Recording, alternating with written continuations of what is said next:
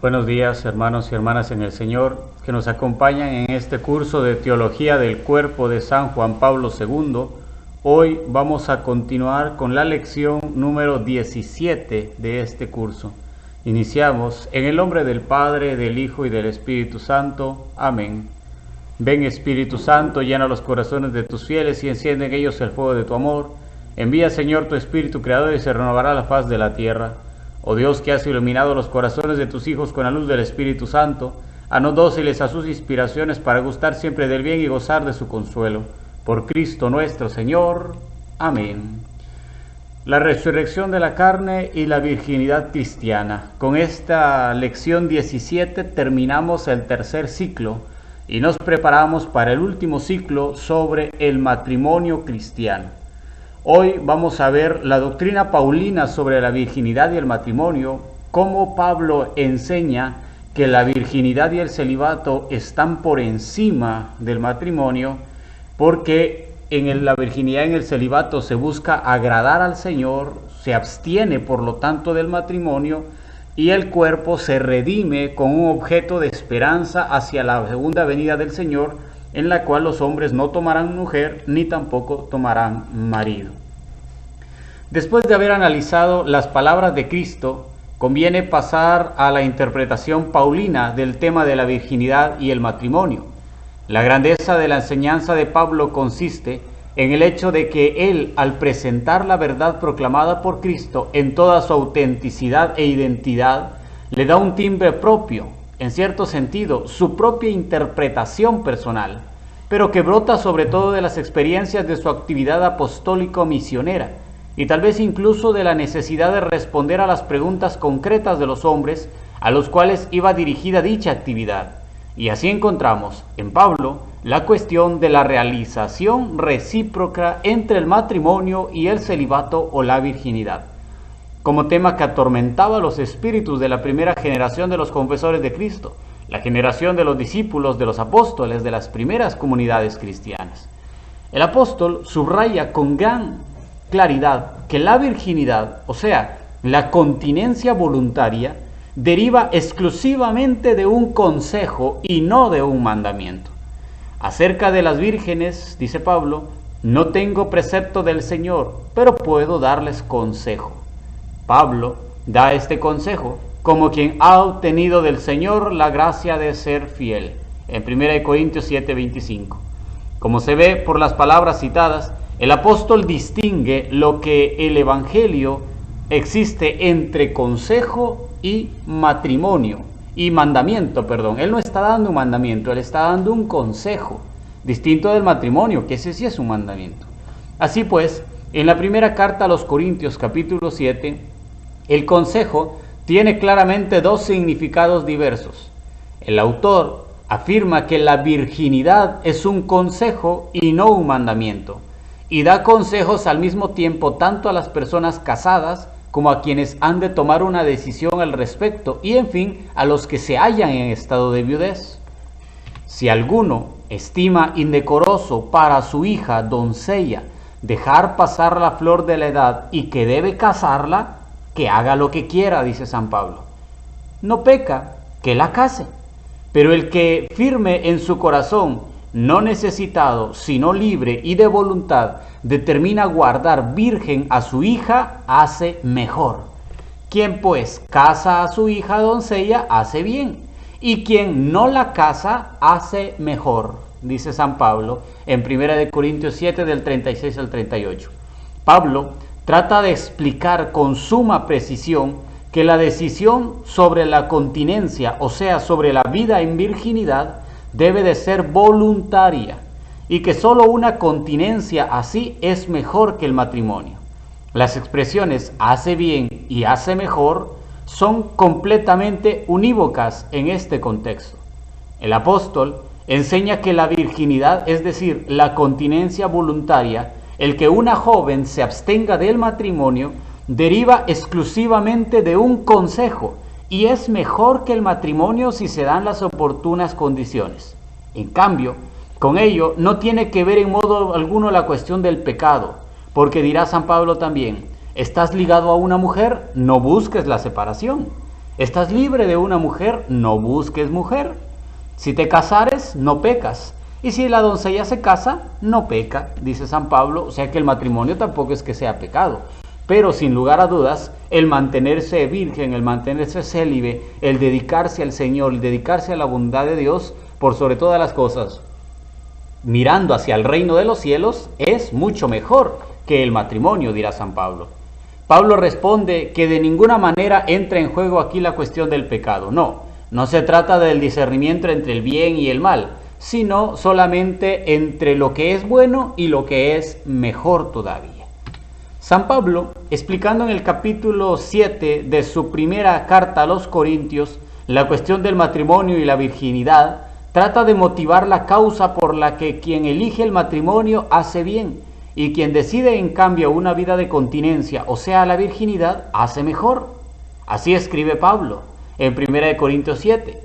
Digos pues, hermanos, que el tiempo es corto, solo queda que los que tienen mujer vivan como que si no la tuvieran, y también los que compran como que si no poseyeran, y los que disfrutan del mundo como si no la disfrutasen, porque pasan las apariencias de este mundo, y yo os quería libres de cuidados, dice Pablo.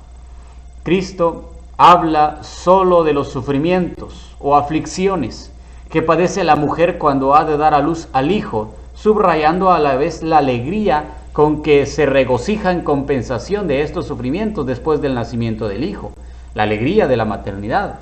En cambio, Pablo escribe sobre las tribulaciones del cuerpo de los que él querría tenerlos libres de cuidados para aquellos que están casados. En esta observación hay que ver una advertencia justificada a quienes, como muchos jóvenes de hoy, piensan que la unión y la convivencia conyugal ha de proporcionarles solo felicidad y gozo.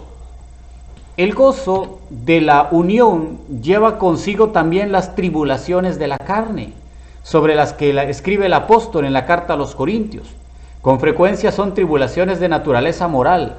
Si él quiere decir con esto que el verdadero amor conyugal es al mismo tiempo un amor difícil, ciertamente se mantiene dentro del terreno de la verdad evangélica y no hay razón para pensar de otra manera, pero no es un amor fácil, que solo es de placer, que solo es de deseo, que solo es de sentimiento, que solo es de sentir bonito, que me gusta, que nos llevamos bien, que como cuando éramos novios solo pasábamos felices, divirtiéndonos, contentos, nos íbamos de aquí para allá.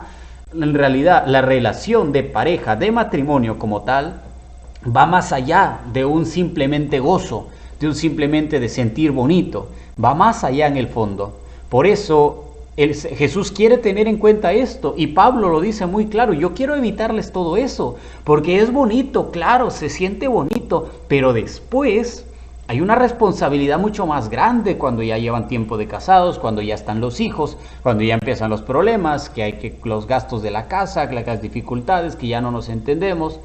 Todas estas cosas, dice Pablo, por eso es mejor arriesgarse un poco más y dedicarse célibe por el reino de los cielos. Mientras Cristo pone de relieve la magnitud de la renuncia inseparable de tal decisión, Pablo muestra sobre todo cómo hay que entender el reino de Dios en la vida de un hombre que ha renunciado al matrimonio por el reino de los cielos.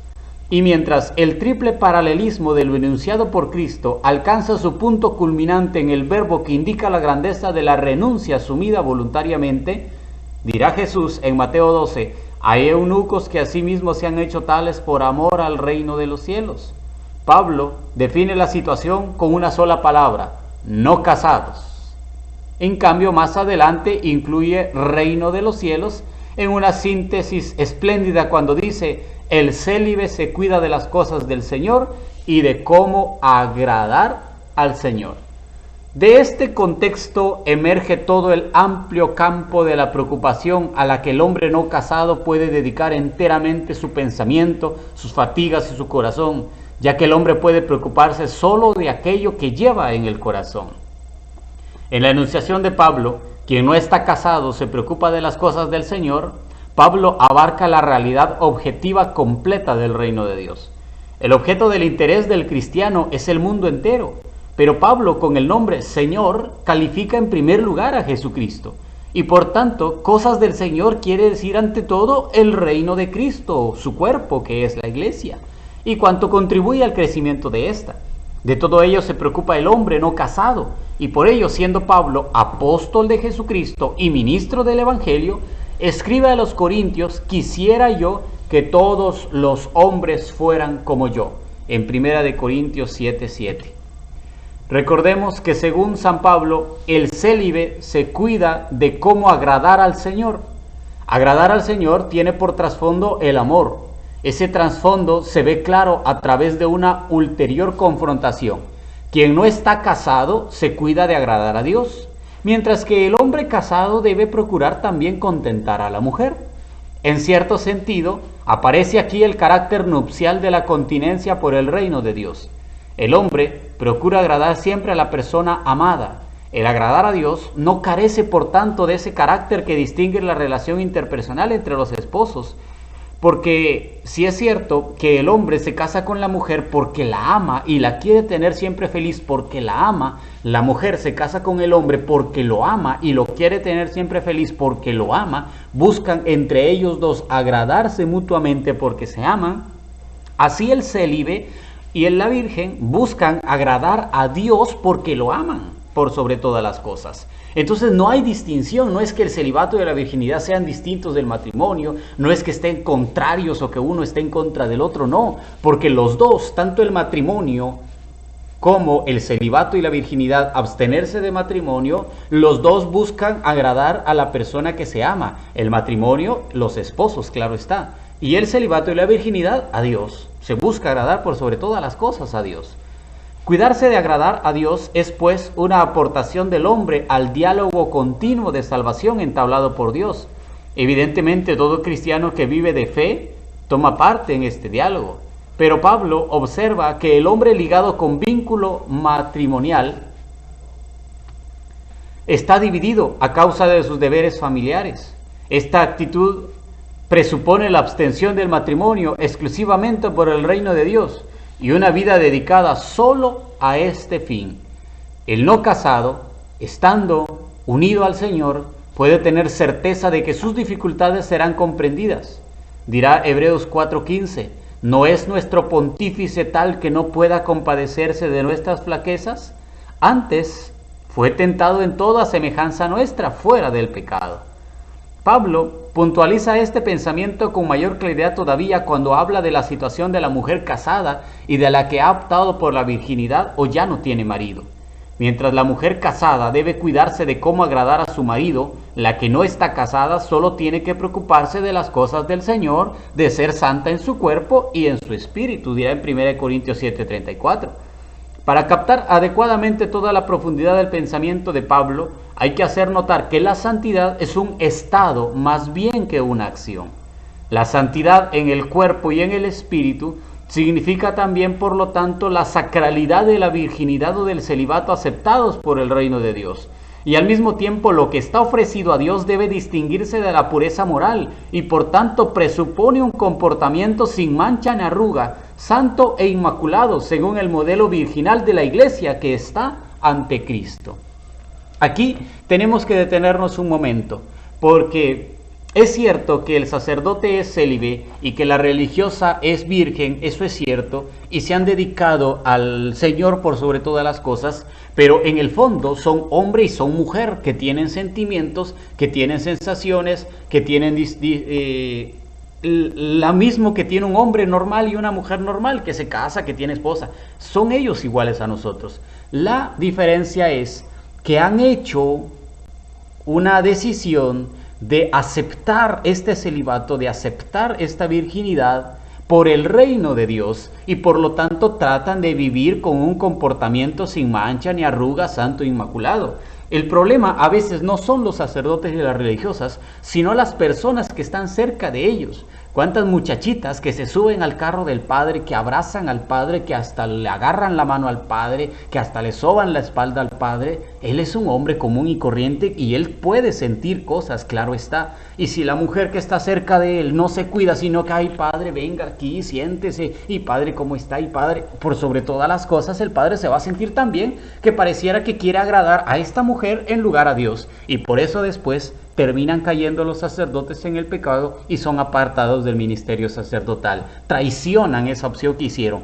No por culpa de él, pobres de ellos, claro, porque traicionaron el don, pero pobres más todavía de las mujeres que se acercaron a él, que le tomaron de la mano, que le dijeron padrecito aquí, padrecito allá, porque ellas serán las culpables de hacer que este hombre se pierda en el reino de los cielos. Así es la mujer religiosa también. Lo mismo la mujer casada. La mujer casada está ligada a su marido y el hombre casado está ligado a su mujer. Y si alguien de afuera entra y los separa, por obvias razones el culpable es el que entró, aunque la mujer y el hombre que se van también llevan una culpa grande en esto. Porque se trata, ya sea en el celibato, o en la vida sacerdotal, o en la vida religiosa, o en el matrimonio, se trata de tener un comportamiento sin mancha ni arruga, santo e inmaculado según el modelo de la Iglesia de Cristo. Ser santos ante Dios. Ante los hombres que vivían en un ambiente donde el matrimonio sobre todo era considerado uno de los modos de usar el mundo, Pablo se pronuncia con palabras significativas sobre la virginidad y el celibato, y también sobre el mismo matrimonio. A los no casados y a las viudas les digo que les es mejor permanecer como yo, dice Pablo. Pero si no pueden guardar continencia, cásense, que es mejor casarse que estarse quemando por dentro, dice en 1 Corintios 7:8. Igual idea casi había expresado ya Pablo anteriormente, comenzando a tratar de lo que me habéis escrito. Bueno es que el hombre no toque mujer, mas por evitar la fornicación, que tenga cada uno su mujer y cada una tenga su marido. Dice en 1 Corintios 7 del 1 al 2. Leemos una frase que nos lleva a enfocar de manera diferente el conjunto de las enseñanzas de San Pablo, contenidas en el capítulo 7 de la primera carta a los Corintios. Quisiera yo que todos los hombres fuesen como yo, pero cada uno tiene de Dios su propia gracia, este una, aquel otra. Por lo tanto, incluso los que optan por el matrimonio y viven en él reciben de Dios un don, su don, es decir, la gracia propia de esta opción, de este modo de vivir, de dicho estado. El don que reciben las personas que viven en el matrimonio es distinto del que reciben las personas que viven en virginidad y han elegido la continencia por el reino de Dios. No obstante, es verdadero don de Dios, don propio, destinado a personas concretas y específico, o sea, adecuado a su propia vocación de vida. El destino eterno del hombre no es el mundo, sino el reino de Dios. El hombre no debe apegarse demasiado a los bienes perecederos. También el matrimonio está ligado a la escena de este mundo que pasa, y en esto nos encontramos en cierto sentido muy cerca de la perspectiva abierta por Cristo en su enunciación sobre la resurrección futura. Por eso, el cristiano debe vivir el matrimonio desde el punto de vista de su vocación definitiva, y mientras el matrimonio está ligado a la escena de este mundo que pasa, y por lo tanto impone un cierto sentido la necesidad de encerrarse en esta caducidad, la abstención del matrimonio, en cambio, está libre, se puede decir, de esa necesidad. Se puede admitir que las mismas razones valen para lo que el apóstol aconseja a las mujeres que han quedado viudas. Dice San Pablo, la mujer está ligada por todo el tiempo de vida a su marido, mas una vez que se duerme el marido queda libre para casarse con quien quiera, pero en el Señor. Más feliz será si permanece así, conforme a mi consejo, pues también creo tener yo el Espíritu de Dios. En 1 Corintios 7:39. Así pues, permanezcan en la viudez en lugar de contraer un nuevo matrimonio. El apóstol en la carta afirma que nuestro cuerpo es templo del Espíritu Santo, que está en vosotros, pero al mismo tiempo es plenamente consciente de la debilidad y de la pecabilidad a las que el hombre está sujeto, precisamente a causa de la concupiscencia de la carne. Sin embargo, esta conciencia no ofusca en él de modo alguno la realidad del don de Dios, del que participa tanto los que se abstienen del matrimonio como los que toman mujer o marido. Efectivamente, en uno y en otro modo de vida actúa ese don que cada uno recibe de Dios. Si el hombre se mantiene fiel al propio don y en conformidad con su estado, o sea, con la propia vocación, no deshonra este templo del Espíritu Santo que es su cuerpo. El apóstol es plenamente consciente de que, aunque la continencia por el reino de los celos sea siempre digna de recomendación, la gracia, es decir, el don propio de Dios, ayuda también a los esposos en esa convivencia en la cual ellos se unen tan estrechamente que forman una sola carne. En toda su argumentación sobre el matrimonio y la continencia, el apóstol hace, como Cristo, una clara distinción entre el mandamiento y el consejo evangélico. Por eso, es muy significativo el hecho de que siente la necesidad de referirse también a la condescendencia como a una regla suplementaria, y esto precisamente sobre todo con referencia a los esposos y a su recíproca convivencia. San Pablo dice claramente que tanto la convivencia conyugal como la voluntaria y periódica abstención de los esposos debe ser fruto de ese don de Dios que es propio de ellos y que cooperando conscientemente con Él, los mismos cónyuges pueden mantener y reforzar ese recíproco vínculo personal y al mismo tiempo esa dignidad que el hecho de ser templo del Espíritu Santo que está en vosotros confiere a su cuerpo. Estas dos dimensiones de la vocación humana no se oponen entre sí, sino que se complementan. Ambas dan respuesta plena a uno de los interrogantes fundamentales del hombre, el interrogante sobre el significado del ser cuerpo, es decir, el significado de la masculinidad y feminidad, de ser en el cuerpo un hombre y una mujer. La redención del cuerpo es, según San Pablo, objeto de esperanza, una esperanza que ha arraigado en el corazón del hombre en cierto sentido inmediatamente después del primer pecado. Basta recordar las palabras del libro del Génesis a la que tradicionalmente se llama protoevangelio, en Génesis 3:15, y que por consiguiente son, podríamos decir, algo así como el comienzo de la buena nueva, el primer anuncio de la salvación. Según el texto de la carta a los Romanos, la redención del cuerpo va unida precisamente a esta esperanza en la que, como leemos, hemos sido salvados. Romanos 8:24. Pablo pone al hombre en el centro de la misma. Es precisamente el hombre, son los hombres, quienes gimen interiormente esperando la redención del cuerpo. Cristo ha venido para revelar plenamente al hombre, dándole a conocer su altísima vocación. Habla en el Evangelio de la misma profunda divinidad del misterio de la redención, que precisamente en el hombre tiene su específico sujeto histórico. Cristo habla al hombre y al hombre del hombre. El hombre que es cuerpo y que ha sido creado varón y mujer a imagen y semejanza de Dios. Habla del hombre cuyo corazón está sometido a la concupiscencia y finalmente habla del hombre ante el cual se abre la perspectiva escatológica de la resurrección del cuerpo. Tanto Cristo como luego Pablo han proclamado la llamada a la abstención del matrimonio por el reino de los cielos, precisamente en nombre de esta realidad escatológica. En la vida cotidiana, el hombre debe sacar del misterio de la redención del cuerpo la inspiración y la fuerza para superar el mal, que está adormecido en él bajo la forma de la triple concupiscencia. El hombre y la mujer, unidos en matrimonio, han de iniciar cada día la aventura de la indisoluble unión de esa alianza que han establecido entre ellos. Pero también el hombre y la mujer, que han escogido voluntariamente la continencia por el reino de los cielos, deben dar diariamente testimonio vivo de la fidelidad a esa opción, acogiendo las orientaciones de Cristo en el Evangelio y las del apóstol Pablo en la primera carta a los Corintios. Penetrando en la vida diaria con la dimensión de la moral humana, la redención del cuerpo ayuda, en primer lugar, a descubrir todo ese bien con el que el hombre logra la victoria sobre el pecado y sobre la concupiscencia.